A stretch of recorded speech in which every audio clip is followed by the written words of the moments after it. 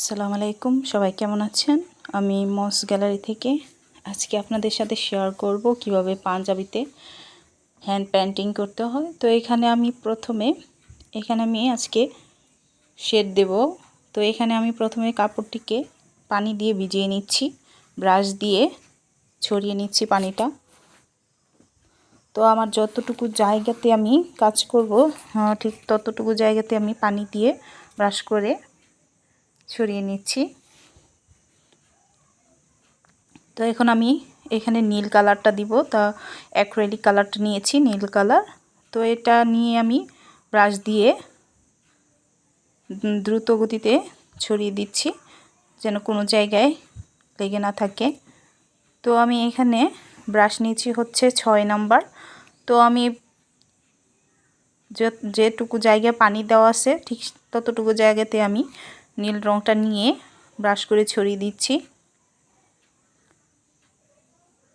এখানে আমি অ্যাক্রিলিক কালারটা ব্যবহার করেছি, আর এখানে যে ব্রাশটা দিয়ে আমি রংটুকু ছড়িয়ে নিচ্ছি সেটা আমি পরবর্তীতে আর্ট করব। এখানে শুকানোর জন্য আমি রেখে দেব, শুকানোর পর আমি এখানে কাজ করব।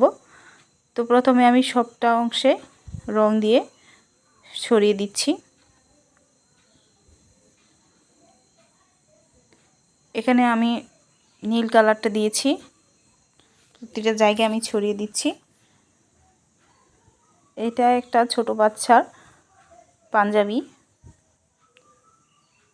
এখানে শুধু আমি বুকের অংশে কাজ করব। তো ভালোভাবে এখানে মেশাতে হবে রংটা, যেন কোনো অংশে কম বেশি না হয়।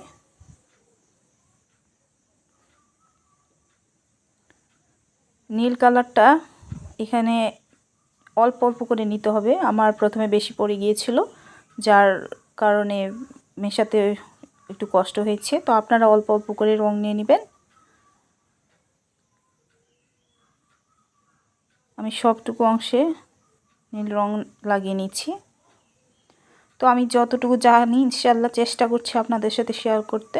তো আপনারা আশা করি উপকৃত হবেন। ভিডিওটি স্কিপ না করে শেষ অবধি দেখতে পারেন।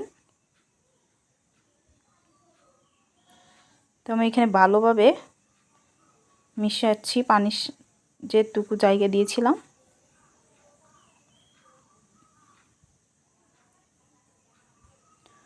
তো এখন আমি এই কাপড়টিতে আগে শুকানোর পর কলম দিয়ে এঁকে নিয়েছি যাতে বর্ডারের বাইরে না চলে যায়। তো এখানে আমি গোলাপি কালারটা ইউজ করব।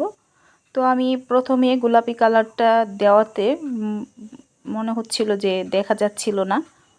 তো পরবর্তীতে আমি ভালোভাবে আরও রং দিয়েছি, কিন্তু মনে হচ্ছিল যে পরিপূর্ণভাবে রংটা আসছিল না।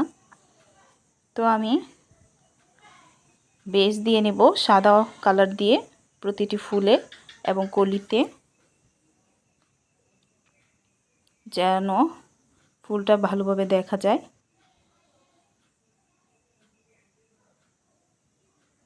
তো এখানে দেখতে পাচ্ছেন আমি সাদা কালারটা নিয়েছি, অ্যাক্রিলিক কালার।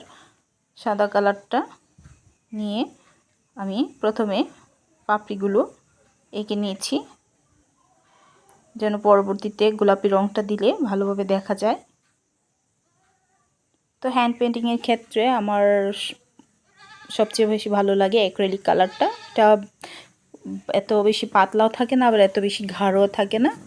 তো এটা ইউজ করলে আপনারা উপকৃত হবে। তো আমি এখানে আবার 0 সাইজ ব্রাশটা নিয়েছি এবং প্রতিটি পাপড়ি এঁকে নিচ্ছি। তো আমি অফলাইনে বাকি ফুলগুলো আর্ট করে নিয়েছি। এখন আমি কলিগুলো বেস দিয়ে দিচ্ছি সাদা কালার দিয়ে।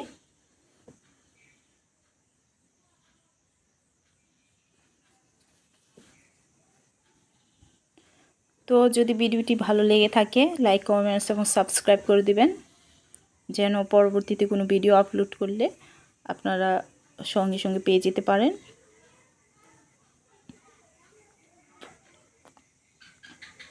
তো এখন আমি গোলাপি কালারটা দিয়ে দিয়েছি, আর আমি সাদা কালারটা বেস যেটা দিয়েছিলাম ওইটা একটু হালকা শুকিয়ে নিয়েছিলাম, না হলে কালারটা মিক্স হয়ে যায়।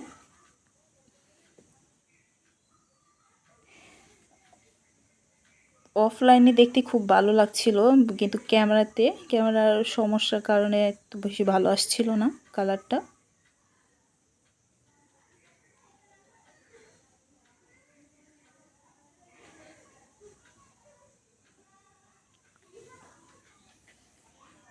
প্রতিটা পাপড়িতে আমি গোলাপি কালার দিয়ে নিচ্ছি।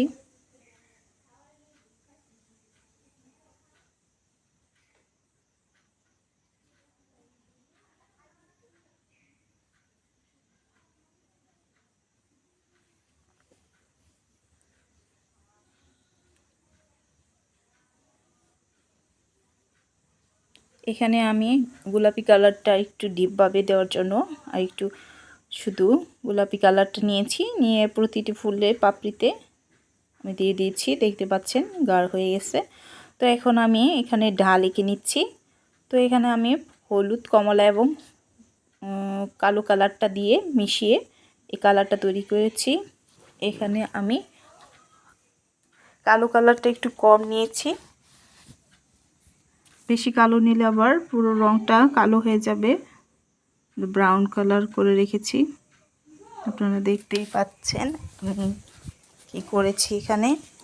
তো প্রতিটা ডাল এভাবে এঁকে নিতে হবে।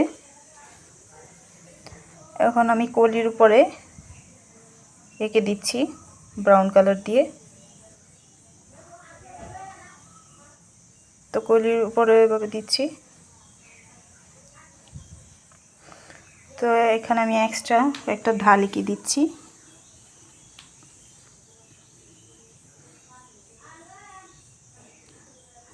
এখন ফুলের মাঝখানে এঁকে দিচ্ছি। তো আজকের মতো এখানেই, আল্লাহ হাফেজ।